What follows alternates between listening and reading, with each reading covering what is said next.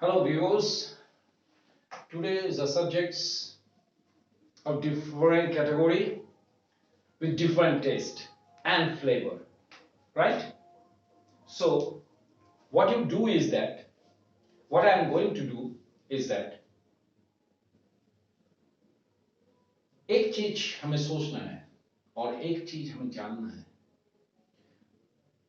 Generally हम लोग जब परीक्षा देते हैं, कोई भी परीक्षा, कुछ भी परीक्षा दें,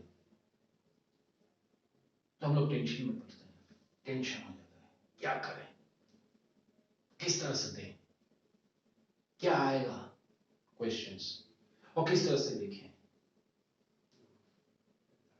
क्या हमने सचमुच पढ़ा है साल भर, या हम लोग कितना जानते हैं, 90% आएगा, नहीं आया तो हम क्या करें,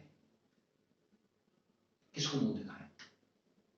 दूसरा, किस तरह से फोकस करें। तो ज्यादातर हम पिछले 20 साल से देखें कि वही लोग सक्सेस होते हैं जो फोकस करते हैं। अब फोकस करने का तरीका बहुत, एक एक जन का एक एक तरह का होता है।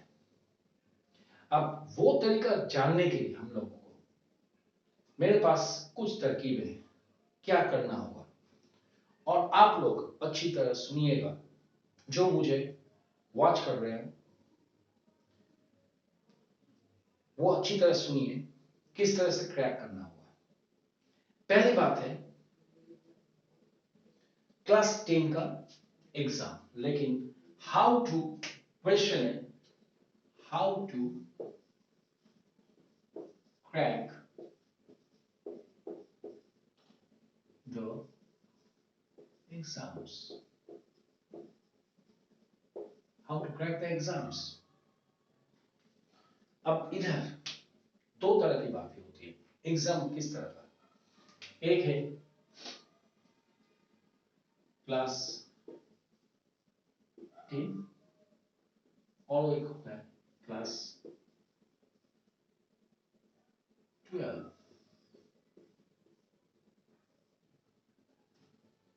ये हो गया जनरल जो स्टडीज है। उसके बाद आते हैं NEET, joint entrance exams, competitive exams,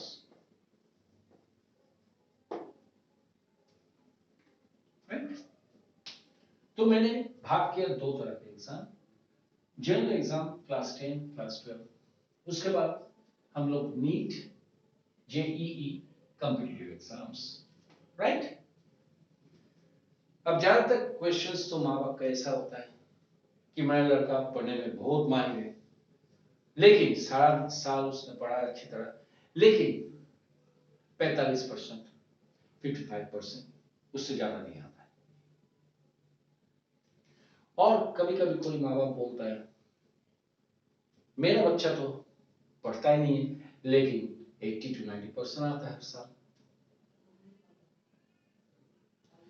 और एक क्वेश्चन आता है कि क्लास 10 12 में अच्छा रिजल्ट आया, लेकिन नीट या अथवा जॉइंट एंट्रेंस या कॉम्पिटिटिव एग्जाम्स में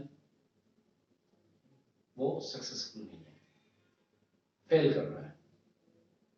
तो इसको जानने के लिए पहली जरूरत है, हम लोग तैयार किस तरह से करेंगे। पहली बात, क्लास 10 बच्चों जो पहली बार एग्जाम्स देने जा रहे हो, अगले साल जो एग्जाम होने वाला है, तो आप प्रिपरेशन क्लास 10 का किस तरह से ले रहे हो, पहले ये देखो।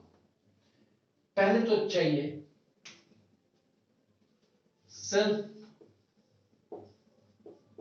एग्जामिनेशन,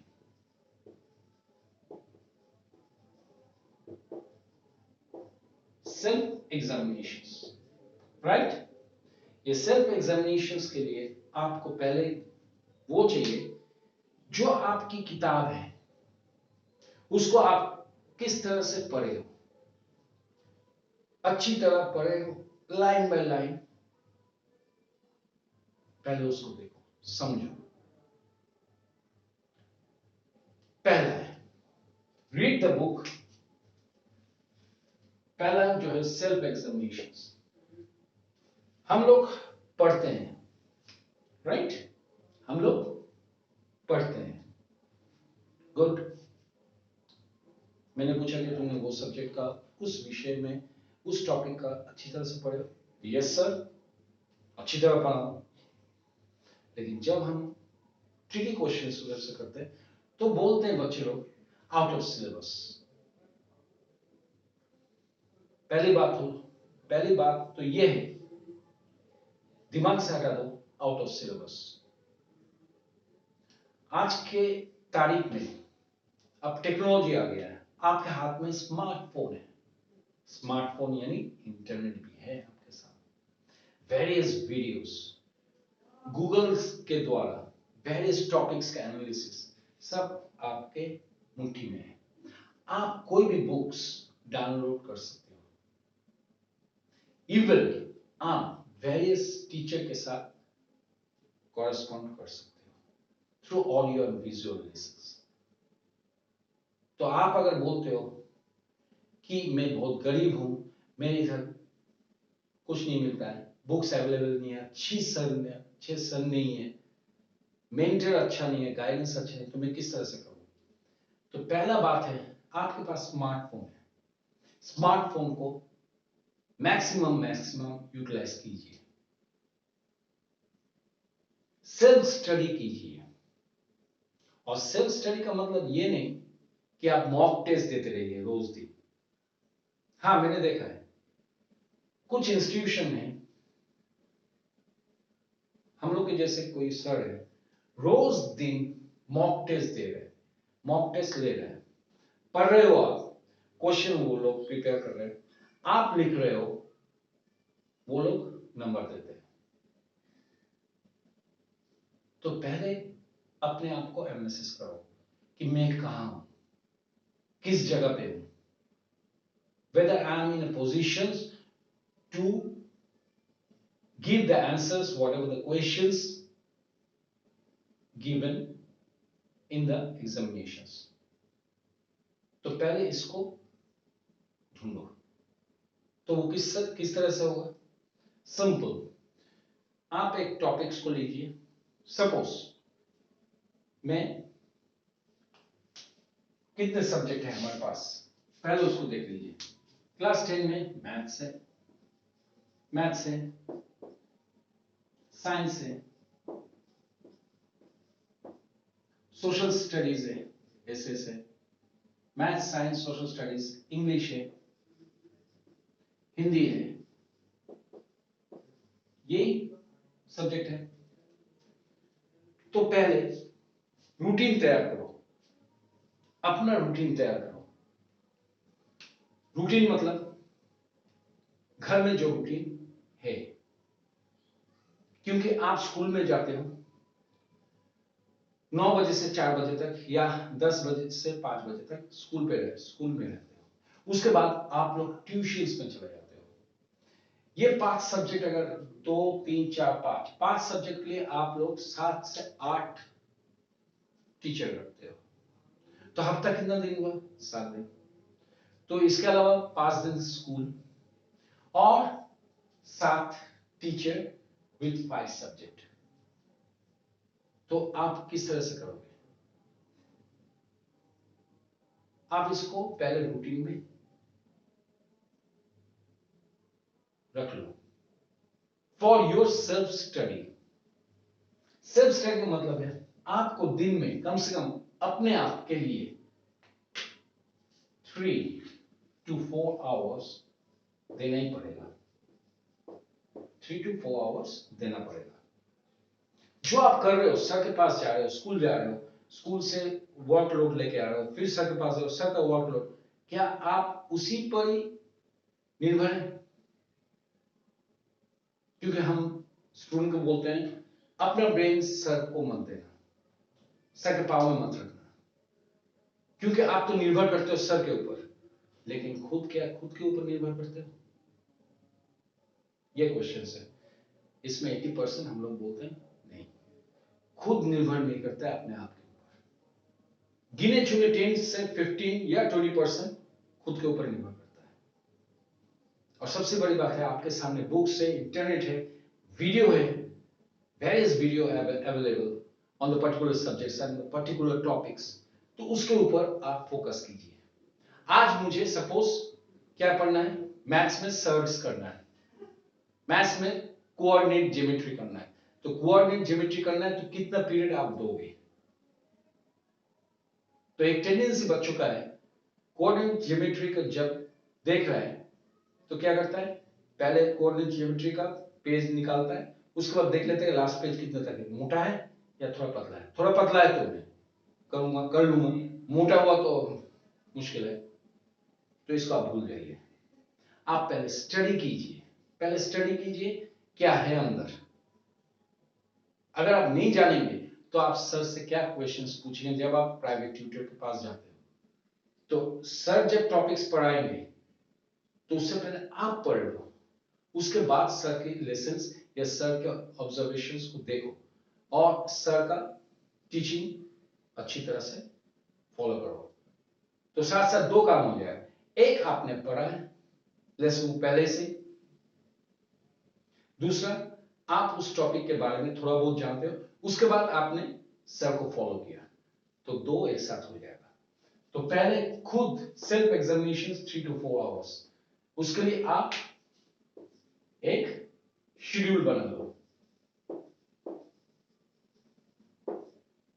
और फोकस करो। रोज दिन 3 से 4 घंटे पढ़ो, ज्यादा नहीं, क्योंकि तुम लोग व्यस्त रहते हो, 18 घंटे बाहर भी रहते हो, क्योंकि 8 घंटा स्कूल में, 4 घंटा ट्यूशंस में, तो 12 घंटे तो निकल जा रहा है। तो किस तरह से करोगे?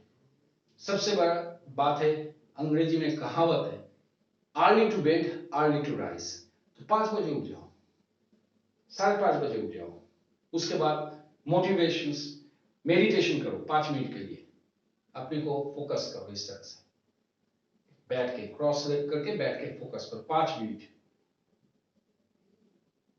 और जिसको तुम मानते हो उसको आंख बंद करके उसको याद करो, फिर उठो, फिर जागो, ब्रश करो, ये करो, ब्रश के बाद थोड़ा ब्रेकफास्ट कर लो, करने के बाद सीधे स्टडी में चले जाओ।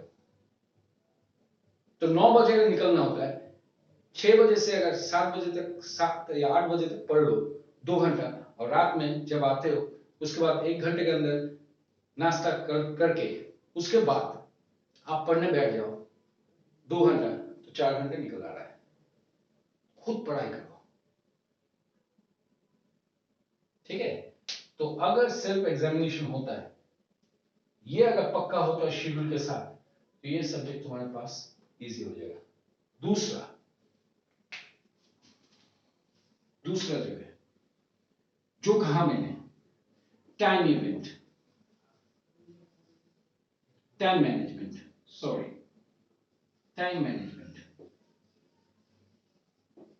उसको ठीक कर लो। Manage the time perfectly with schedule. उसके बाद इवेंट मैनेजमेंट, मतलब कौन सा टॉपिक पढ़ना है, क्या पढ़ना है, उस शेड्यूल में रहेगा। ये 3 चीज अगर फोकस कर लेते हो तो मुझे नहीं लगता है कुछ भी होगा। कुछ भी होगा मतलब तुम सक्सेस हो गई। और जिस सब्जेक्ट में तुम वीक हो उसको ज्यादा फोकस करो, उसको अच्छी तरह से करो, उसको जानने की कोशिश करो। मैंने किसी स्टूडेंट को देखा है मैथ्स में वीक है, मैथ्स में वीक होने की बात ही नहीं, क्योंकि मैथ्स सबसे इजी सब्जेक्ट है compare to science, social studies, English, Hindi. Maths सबसे इजी है। The more you practice the more you learn. तो इसके ऊपर फोकस करो, उसी तरह साइंस के ऊपर भी, उसके सोशल स्टडीज, फिर इंग्लिश, फिर हिंदी, इसमें फोकस करो।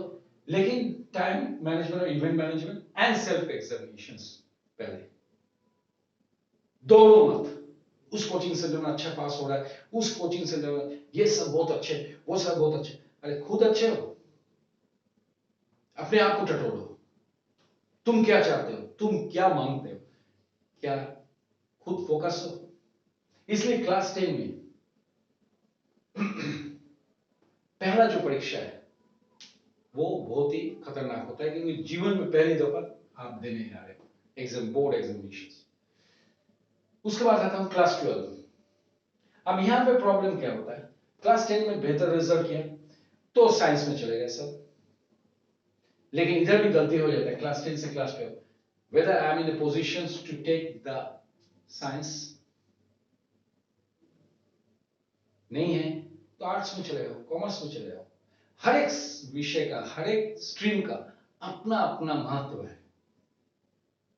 साइंस नहीं जा पाए तो क्या हुआ, डॉक्टर इंजीनियर नहीं बन पाए तो क्या चार्टर्ड अकाउंट नहीं बन नहीं सकते हो, कॉस्ट अकाउंटेंट नहीं बन सकते हो। बहुत सारे क्वेश्चन, बहुत सारे तुम्हारे सामने ऑप्शन है थ्रू कॉम्पिटिटिव एग्जाम्स। उसके लिए तैयार कर लो। क्लास 12 के बाद अगर तुम्हें जाना है, तुम ग्रेजुएट के साथ साथ कॉम्पिटिटिव एग्जाम कर सकते हो। फिर वही तुम्हारे पास टेक्नोलॉजी है, उसको यूटिलाइज करो कॉम्पिटिटिव एग्जाम्स। थ्रू इंडिया अपने हाथ में, दुनिया अपनी मुट्ठी में, ये बोला था कभी किसी ऐड में, दुनिया तो तुम्हारी मुट्ठी में है। कॉम्पिटिटिव एग्जाम्स में चले आओ।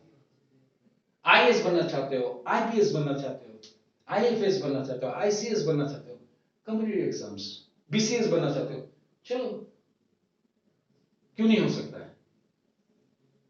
मैंने ऐसा भी स्टूडेंट देखा है हाई श्रेणी में 2 बार फेल, लेकिन आईएएस में एक बार बैठा पास हो गया। क्यों? वही आ रहा है, self examination, time management, event management, focus है, मुझे करना ही है, कोई अदर ऑप्शंस नहीं है। अपने जीवन का बेहतरीन समय ये स्टूडेंट लाइफ है। अब मैं आ रहा हूं, ये दोनों जब तुम एकदम अच्छी तरह करोगे, भीड़ में मत दौड़ो, भीड़ में मत दौड़ो, उद्देश्यहीन मत दौड़ो। लक्ष्य को प्राप्त करना है तो कुछ खोना पड़ेगा, और कुछ खोने के लिए, कुछ पाने के लिए कुछ खोना तो अवश्य ही है। तो उसके लिए आप तैयार रहो, तो उसके लिए आपको मेहनत करना पड़ेगा। मेहनत मतलब ये नहीं हार्ड वर्क, आपको स्मार्ट वर्क करना पड़ेगा। अभी टेक्नोलॉजी के साथ साथ, टेक्नोलॉजी विद ऑनलाइन क्लासेस, अब मोबाइल स्मार्टफोन के थ्रू, हमारे समय में ऐसा नहीं था, लेकिन आप लोगों के समय में ये सब आपके सामने है। You can utilize the internet maximum to maximum for your own benefit. लेकिन मुश्किल क्या है, हम लोग ज्यादा जाते हैं, जो चीज हमें जानने की जरूरत ही नहीं है हम उस पर अपना दिमाग चलाते हैं। फेसबुक में जाते हैं, अपना यूट्यूब बनाते हैं, अपना वीडियो चैनल करते हैं, लेकिन कोई कंस्ट्रक्टिव नहीं है, क्रिएटिविटी नहीं है। तो उसको सोचो, बैठो, क्या कर रहे हो। हाँ, उसके बाद आ रहा हूं क्लास 12। क्लास 12 के बाद, क्लास 12 बाद ही आप नीट या जेई या कॉम्पिटिटिव एग्जाम में जा सकते हो। आप इस पे अगर फेल हो गए या इस पे अगर फेल हो गए, आपके पास और एक ऑप्शन है, कॉम्पिटिटिव एग्जाम्स। आप भले डॉक्टर या इंजीनियर नहीं बन पाए, लेकिन आप अच्छे देश को सेवा कर सकते हो। ऐसे ओहदे पर जाओ जो कि आईपीएस, आईएएस, आईसीएस, आईएफएस कर सकता है। तो उसके लिए आपको किसी इंस्टीट्यूशन की जरूरत नहीं है। यूपीएससी में देखा गया है ज्यादातर ज्यादातर देखा गया है जो कि खुद पढ़े हैं, खुद फोकस किए हैं, खुद बुक्स खरीदे, स्मार्टफोन है, यूटिलाइज किया है, उसके साथ उसने ज्यादा से ज्यादा समय व्यतीत किया है पढ़ाई में।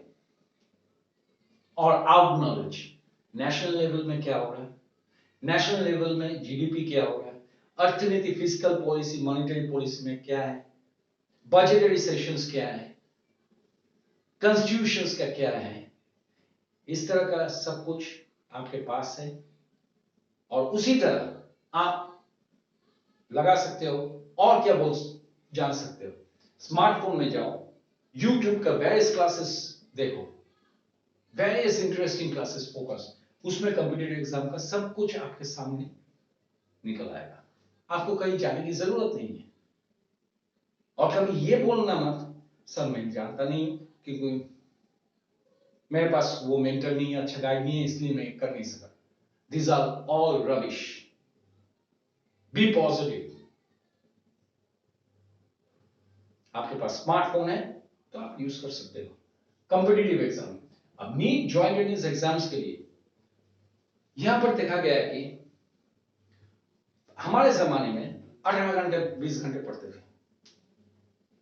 पढ़ना पड़ता था, लेकिन इसमें करने के लिए आपको बेस का स्ट्रॉन्ग होना मांगता है, बहुत बेस स्ट्रॉन्ग, क्योंकि इधर में ज्यादातर क्वेश्चंस एमसीक्यू, सब एमसीक्यू, सबसे अच्छा है एमसीक्यू फैसिलिटी आ गया है, मल्टीपल चॉइस क्वेश्चंस।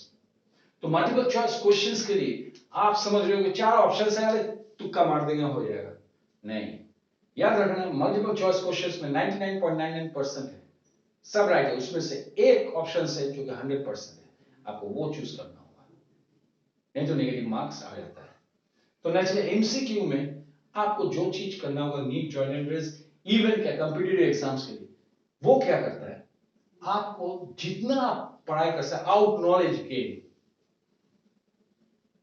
अर्थनीति से समाजवाद, समाजवाद से राजनीतिवाद, इसमें आप देखिए। उसी तरह नीट ज्वाइंट एंट्रेंस में आपको क्या देखना है, फोकस ऑन द बेसिक्स,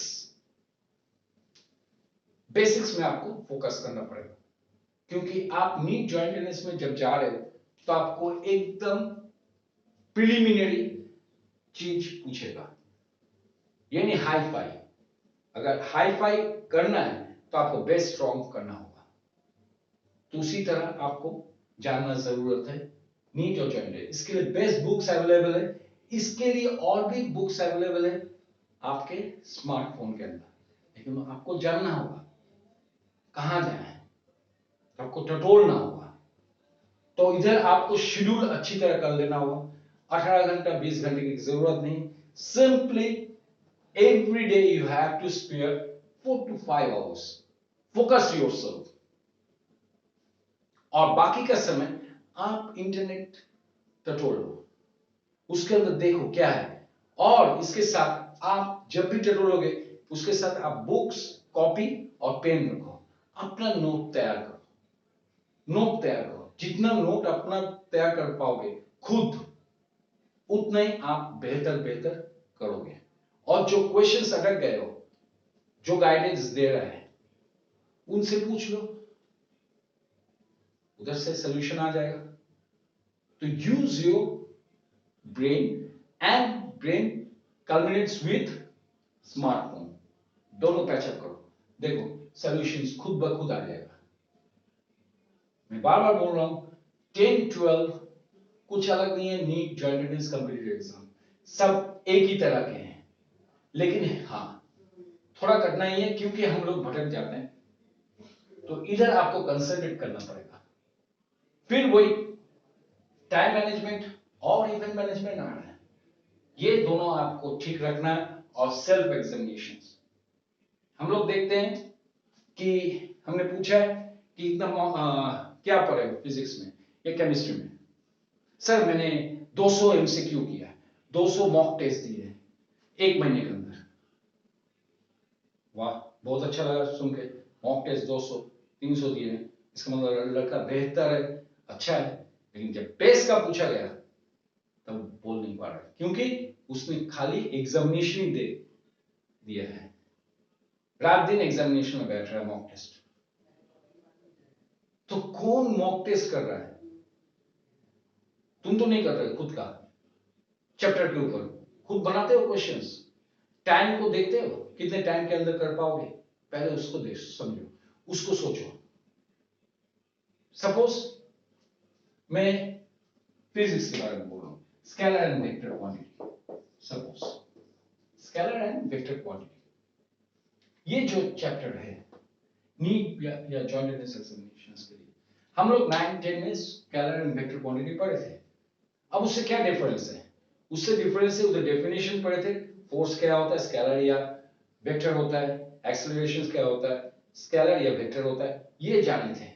इसके ऊपर हम लोग जानेंगे जब नीट या जॉइंट एंट्रेंस में जाते हैं तो हम लोग थोड़ा और फंडा डीप में ले जाते हैं। इधर वेरियस प्रॉब्लम होता है, इधर तुम्हें जानना होता है स्केलर मतलब क्या है, वेक्टर क्या है और उसका सम्स क्या है, डॉट प्रोडक्ट या क्रॉस प्रोडक्ट, एडिशन सब्सट्रैक्शंस, ये जानना जरूरी होता है। पॉलीगोनल ऑफ टू वेक्टर्स किस तरह से काम करेगा ये जानना होता है। तो ये जानोगे कैसे? हाँ, मॉक टेस्ट दिए, लेकिन चैप्टर के संबंध में पता नहीं, अंदर क्या है पता नहीं। तो डीप पढ़ोगे तो वो तभी होगा जब आप खुद प्रैक्टिस करोगे अपने घर में और घड़ी लेकर, और जो वीडियो तुम देख रहे हो उसके संबंध में सर्च करो, वीडियो मिल जाएगा, स्केलर एंड वेक्टर क्वांटिटी का सब कुछ है आपके सामने। आप उसके संबंध में जब पढ़ोगे खाली सुनोगे नहीं, कॉपी को भी लोगे और पेन करोगे, उसके साथ साथ आप नोट बनाते रहो, तो आपको ज्यादा बेहतर और एक्सपीरियंस हो जाएगा, क्योंकि खुद नोट बना रहे हो तो किसी के ऊपर निर्भर रहने की जरूरत नहीं, राइट? तो ये हुआ class 10 class 12 NEET joint entrance competitive exam. एक ही फंडा है, smart work, not a foolish work. Smart work बनना है, फोकस करना है, आप क्या चाह रहे हो। कभी खुद अपने आप को लव किया है? मुझे तो नहीं लगता है। पहले खुद को तैयार करो मानसिक रूप से कि मुझे क्या चाहिए। हम ये नहीं मांगता, हम वो नहीं मांगता, हम कैरियर मांगता है, तब जाके होगा। लेकिन आप इसमें थोड़ा जा रहे हो, उसमें थोड़ा जा रहे हो, उसमें थोड़ा जा रहे हो, ये नहीं हुआ ठीक है वो चलो वो कर लेते हैं, वो नहीं हुआ तो दूसरा कर लेते हैं। नहीं, इस तरह से नहीं चलता है। एक कहावत है, failure is the pillar of the success. Failure is the pillar of success without losing enthusiasm. तो अपने को उस तरह से ढालना सीखो, उस ढांचे पे ढालना सीखो, तो आपको सक्सेस आपका कदम चूमेगा ही चूमेगा, आज नहीं तो कल। मैंने देखा है एमबीबीएस का एक स्टूडेंट जो पहली दफा फेल हुआ, दूसरी दफा फेल हुआ, लेकिन वो हारा नहीं। और सबसे बड़ी बात है, आस पड़ोस से सब बोल रहा है अरे एमबीबीएस दे रहा है, वो डॉक्टर बन गया है, मतलब फालतू का बातें बोल रहा है। लेकिन वो बेचारा दिन रात मेहनत किया, क्योंकि वो हिंदी मीडियम से आया था और अंग्रेजी मीडियम में पढ़ा। जब वो नीट दे रहा था तब पूरा अंग्रेजी में दिया, हिंदी में नहीं दिया, तो उसको 2 साल लग गए समझने में। 4 साल के अंदर वो बना एमबीबीएस के लिए तैयार हुआ, नीट पास किया, उसके बाद एमबीबीएस के लिए तैयार हो गया। तो इसी को कहते हैं सक्सेस। वो फेलियर हुआ, क्यों हुआ, किस लिए हुआ, उसने टटोला, दैट इज सेल्फ एग्जामिनेशंस। फिर उसने वो रास्ता चुना, चूज किया और सक्सेस भी किया। आज वो फाइनल ईयर स्टूडेंट है और निकल गई ग्रेड से एमबीबीएस हो जाएगा, right?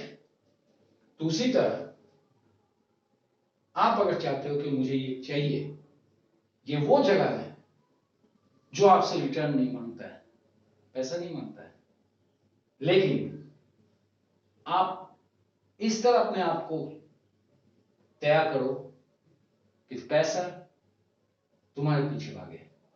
Don't run after the money, let the money run after you. Don't run after the money, let the money run after you. तो खुद ब खुद उस ओहदे पर ले जाओ, तब देखो उसका अलग ही मजा है, उसका अलग ही मजा है, राइट? तो जो मैंने इधर बोला how to crack the exams, उसके लिए फॉर्मूला सिंपल 3 है। Self retrospection, that is self examination, शुरू के द्वारा तैयार करो, क्योंकि आप लोग दौड़ रहे हो various institution, various The whole day you are rambling here and there, doing nothing. खुद के लिए अगर समय निकालना है तो 3 to 4 hours डेली आपको देना पड़ेगा, लेकिन टाइम मैनेजमेंट और इवेंट मैनेजमेंट के साथ. वही same formula to be apply here in NEET, joint entrance examinations and competitive exams. कुछ नहीं है. अगर आप अच्छी तरह देखोगे कि आईआईटी